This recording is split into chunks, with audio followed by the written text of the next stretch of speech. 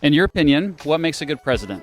I think a good president is like... Can I hold this? Sure. I would say a good president considers the entire country and not just the demographic that they cater to. trustfully, like... Wisdom, just being able to understand the world, the people in the country that you're serving. Work with the other types of different people, get people to come together. One of the best students I ever had in class just ran into her out here on the street. A good president has to be educated on foreign policy and, of course, what's going on as a whole of the country. Like, don't lie. Someone who's not stupid, someone who at least has a degree in something, I don't know. Like a political science, I don't know. Someone that has ethics, has a moral code. Someone that's able to negotiate well with different countries, has a lot of experience working with different countries. Understand what the people... Strong moral character. Somebody that's looking out for the country, someone that doesn't have anything to hide, a person that's willing to admit if they're wrong and then try to find a way to make it right.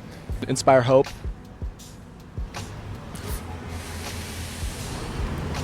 Whose intentions are to take care of everybody else first. Right on, yeah. Somebody who knows what it's like to live the way we live day in and day out. Not somebody who thinks that they know this in theory, but somebody who's actually lived this in practice and knows what it's like to live on a budget and knows what it's like to struggle and would actually create a system that benefits the normal person. You just described Harry Truman. Number one, I think it's important to have a president who's experienced some sort of personal crisis. If you look at someone like FDR, Ronald Reagan, Lyndon Johnson, these are people that went through midlife crises at some point in their life that really sort of put them through a second puberty and challenged their sense of certainty in a way that gave them the new perspective and mentality necessary to be as effective of leaders as they were. I also think that Washington experience is actually really important. We've had a lot of outsider politicians recently elected to the presidency. Even if you look at someone like a Bill Clinton or George Bush who became president, they were governors before becoming president. They weren't senators or congressmen, so they may not have known how to work with Congress to get their legislation passed. One proper president could turn this country around. I firmly believe that. You think there is one man? There is one man that can turn this country around. I could tell you I know a number of people that would be excellent presidents. I will not tell you who they are, but I know a number of people that could be excellent presidents of this country. But they are not running for political office. They're not in political office. They're extraordinarily brilliant. They're very, very competent. They're leaders. They have the respect of everybody, and they would be fabulous presidents, but they're not running for political office, and I think that's very sad. And I think you said it. Maybe television is the thing that most hurt the political process in this country. If you lost your fortune today, what would you do tomorrow? Maybe I'd run for president.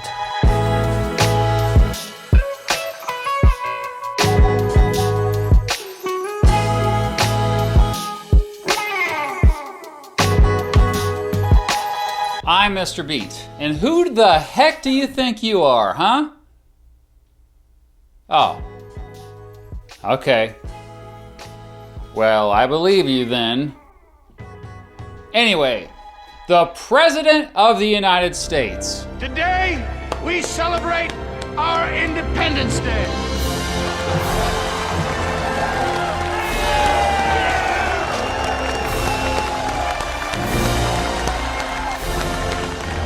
The one in charge of the executive branch of the federal government of the United States, the commander-in-chief of the federal troops, who has the final say on what the military does, the one who enforces all the federal laws, who signs bills into laws, or vetoes them if they think they stink, the one who is often the symbol that represents not only an entire political party, but is the one person that represents the entire country to the rest of the world. Not only does everybody in the world seem to know about the President of the United States of America, but they also seem to have strong opinions about them. This is a message for President Biden.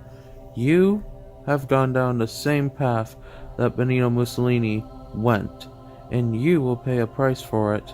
And today I'm going to be saying 5 reasons why I hate Obama. Our Obama president I hate Trump. I am his enemy. I have opposed him for years. I will continue to. George Bush doesn't care about black people.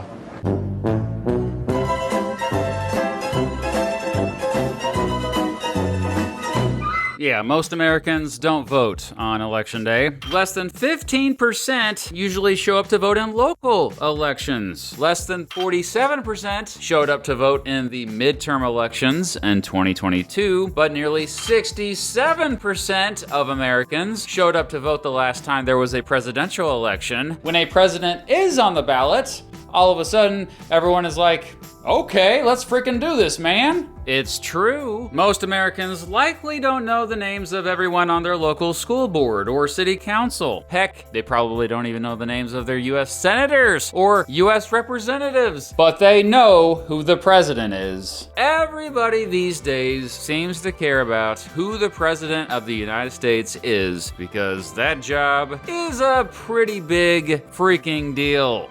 It wasn't always this way. Hey, could you stop it with these ridiculous zooms?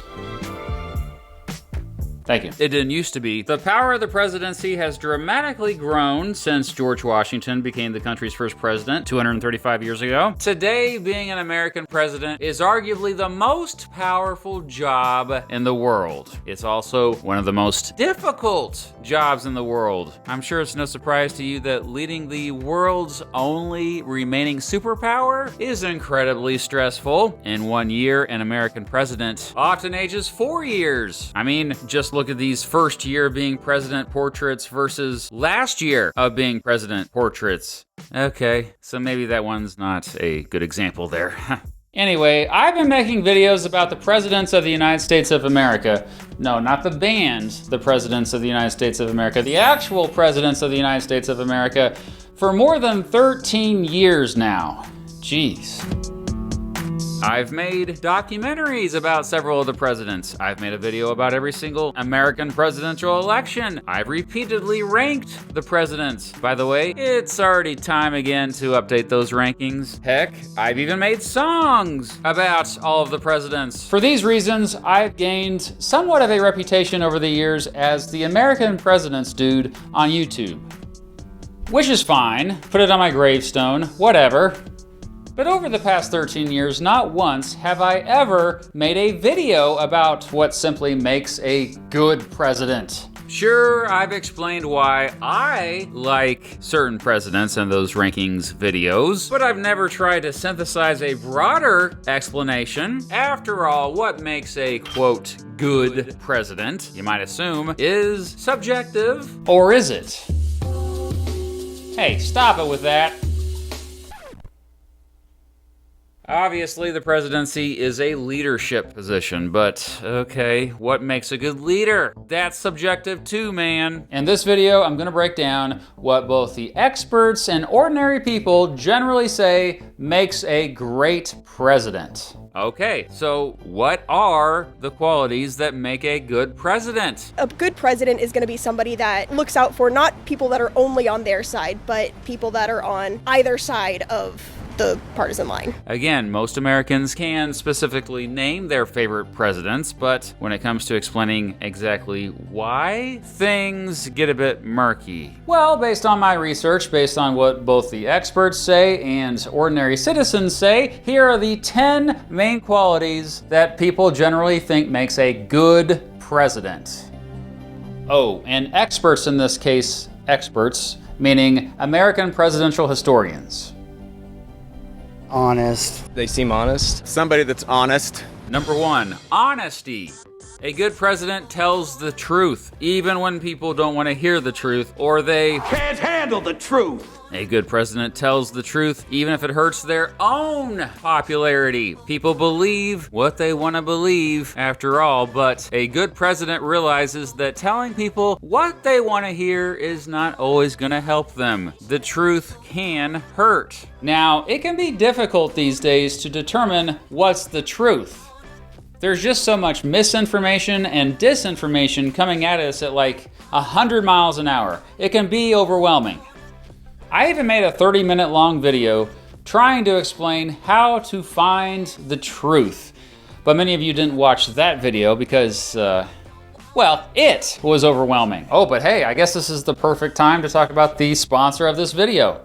Ground News. Ground News is a website, an app, that helps you get an easy, data-driven, objective way to read the news. Every story comes with a quick visual breakdown of the political bias, factuality, and ownership of the sources reporting, all backed by ratings from 3 independent news monitoring organizations. It gathers articles from over 50,000 news sources from around the world. I've been using Ground News for years now to help me break out of my echo chambers. I love looking at the blind spot feed. Here's an example of a story from it about the recent prisoner swap between the United States and Russia. Some of those Russian prisoners were undercover intelligence officers. This story has been covered by more than 50 news sources. 26% of coverage is from the right and just 16% is from the left. 79% of the sources are high factuality and 10% of the sources are independent news. I can also read every article and compare headlines to see how this issue is being framed across the political spectrum. Most of the headlines focus on Russia acknowledging intelligence operatives were among those freed. However, a source in the center uniquely focused on the freed dissidents vowing to keep up their fight against Putin, while multiple outlets on the right highlighted the swap included a hitman. Go to ground.news/MrBeat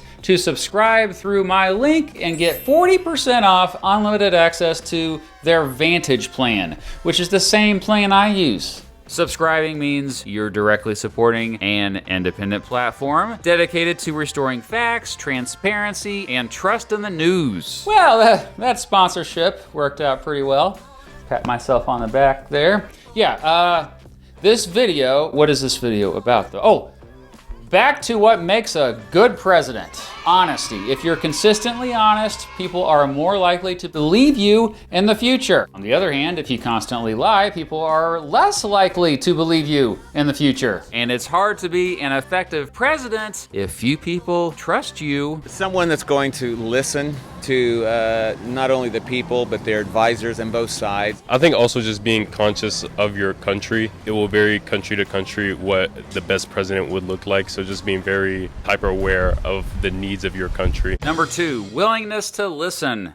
A good president is a good listener. They listen just as much, if not more, than they speak. They consider as many different perspectives as possible, especially those perspectives that are much different than their own. A good president trusts the opinions of the American public. This means they have to often show humility. A good president goes out of their way to hear what they often don't want to hear. This often means surrounding themselves with advisors who have different viewpoints. Hey, related to this, Being able to look at situations in different angles. Open-mindedness. Number 3, openness to change. This means being willing to admit when they made a mistake and choosing to learn from that mistake. A good president is not married to one ideology, nor are they an ideologue. Their beliefs can actually change based on new information. They are constantly questioning themselves. Obviously, with JFK, when he admitted the Bay of Pigs had been a disaster, his polls went up because people want you to take responsibility. And he learned from that and was able to deal with the Cuban Missile Crisis much better than he would have without having learned the lessons from the Bay of Pigs. They also have to know when to step back, when to, shut up. Number 4, disciplined. A good president has excellent self-control. They know when to hold back, especially when it comes to trying to increase their own power. It's often just as important for a president to know when to not act as to know when to act. A good president knows how to keep their emotions in check. They set a clear boundary between their professional life and personal life. Look, presidents are humans. There is simply no evidence proving they are lizard people. And I'm not a lizard either, come on. They have days when they are in a bad mood, when things aren't going well. But good presidents rarely let personal problems affect how they govern. They find a balance in everything, from their daily schedule to what they need to prioritize in terms of domestic and foreign policy. And they're not just going off what their party wants, they're going off of their beliefs. Hopefully they're the right beliefs, I guess. I would like them to be obviously my beliefs. They demonstrate good qualities in terms of ethics and in terms of morals. Number 5, principled. Often this one's about having strong morals, often revolving around the principle of treating others as one would want to be treated by them, aka reciprocity, aka the golden rule, baby. However, sometimes it can be difficult to determine what exactly is harmful or beneficial to others. What's harmful to one person might be beneficial to another person. Therefore, being principled really is about being morally consistent. Not only does a good president have strong morals, but these morals are reliable enough so that we could easily predict how a president would act in any new situation. The weight of the world actually is on that person's shoulders. Number 6, decisiveness. A good president makes decisions quickly and confidently. They don't waver. Simply put, they act boldly. That said, I should say that just because they make a decision quickly and confidently doesn't mean they're making the right decision. However, if a president has all these other main qualities I've been talking about, they likely won't make the wrong decision. Just saying. Someone who's bipartisan, I think that's a really big thing. They know how to work with both parties. They also need to be able to look at what is going to better the country, not just for, if they're Democrat or Republican, not just better the country for their party, but for the betterment of the country as a whole. I do want somebody that's going to unify the Republicans and the Democrats. I don't like it when a certain side wants to see the other side fail. If they're actually a good person, they're going to want to see the other side succeed just as much as their side. Number 7, pragmatic. A good president knows when to stop being idealistic when important stuff needs to get done. They embrace compromise and coalitions, but only if these compromises and coalitions don't go against their principles. They constantly consider the practical consequences of their actions. Simply put, a good president doesn't try to run away from reality. Somebody who understands what it's like for a normal person, like day in and day out. Number 8, empathetic. There's no question with FDR, when that polio occurred, he emerged more warm-hearted, more able to connect other people to whom fate had dealt an unkind hand. A good president is able to truly understand the feelings of all other human beings, no matter how wildly different that human being may be. They have compassion for all. They want to help every human, not just their favorite humans. They have empathy for not just humans, but for all other creatures, although it's important to, put humans first. Humans are first priority, and any president who dehumanizes any group is definitely not a good president. Now, I should say that this is a relatively new idea. There's a long history of world leaders dehumanizing others, including most American presidents. Yes, you heard it here first. Most American presidents suck. I mean, come on, I'm being facetious here. It's complex, okay? I still like Thomas Jefferson after all. Please don't come at me, bro. Number 9, courageous. A good president is bold enough to do something when they know it's going to hurt them personally. They have integrity, meaning they're going to do what's right no matter who is around them or who benefits. A good president doesn't hide from a crisis. In fact, they seem to embrace it. People who know things about the world are usually the best presidents. Like you should be not like a people pleaser, perchance, but be able to talk to people well. Good communication skills is something that's good for any leadership role, so somebody that is going to be leading the country as a whole, I feel like there should be some kind of requirement to also be able to get your ideas across in a semi-coherent fashion. Number 10, effective communicator. Yeah, this is a biggie. I mean, you just have to be able to communicate with people. Being an effective communicator starts with having general knowledge. At the very least, a good president knows a little bit about a lot. A good president doesn't have to be an expert about NASCAR, but by golly, they better at least know who Dale Earnhardt was and why he was important. And of course, they must have a general knowledge of all political positions, especially if they disagree with these political positions. And perhaps this is obvious, but a president must be easily understood. Do you understand the words that are coming out of my mouth? You understand the words that are coming out of my mouth? Mr. McCullough, what makes a great president? A capacity to move the country to do better than it thinks it can with the use of the English language. The power of the written word, the spoken word, very, very important. They must have an inspirational message. They must not only be able to get the American public to listen to them, but their colleagues and their staff. They must be able to get other world leaders to listen to and understand them. Good presidents get other world leaders to even agree with them.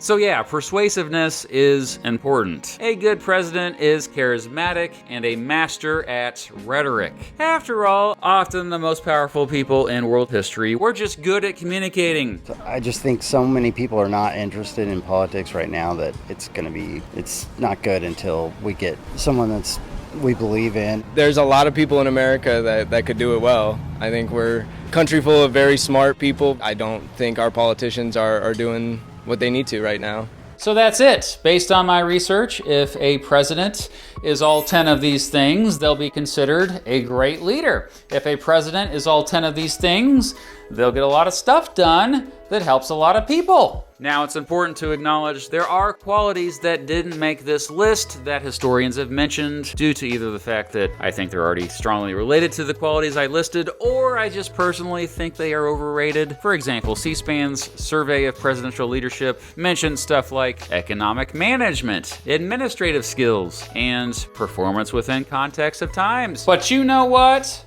C-SPAN. C-SPAN can go eat a big laundry basket full of SpaghettiOs.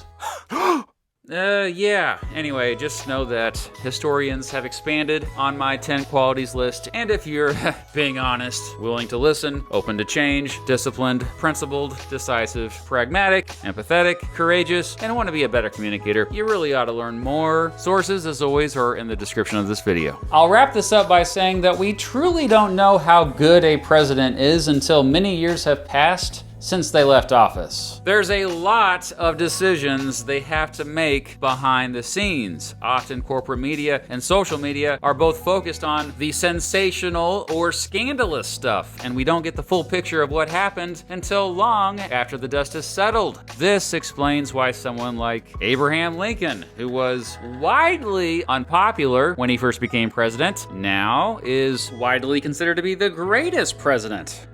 It makes me wonder, who is unpopular today that one day might be considered a good president by the majority of people? Oh goodness, that was a rhetorical question, okay?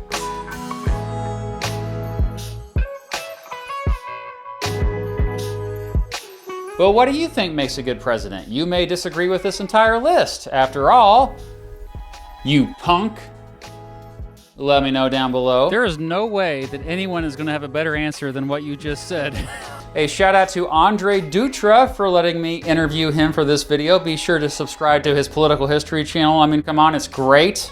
I've linked it below. And I recently appeared on a podcast called FDR's Wheelchair to expand more on what I think makes a good president. I've linked that below as well. Also, if you look over here, there's a playlist of a bunch of my American presidents videos, and down here is a live stream I did with Vlogging Through History a while back, going through a tier list of every president. So if those videos are not over there, then somebody stole them.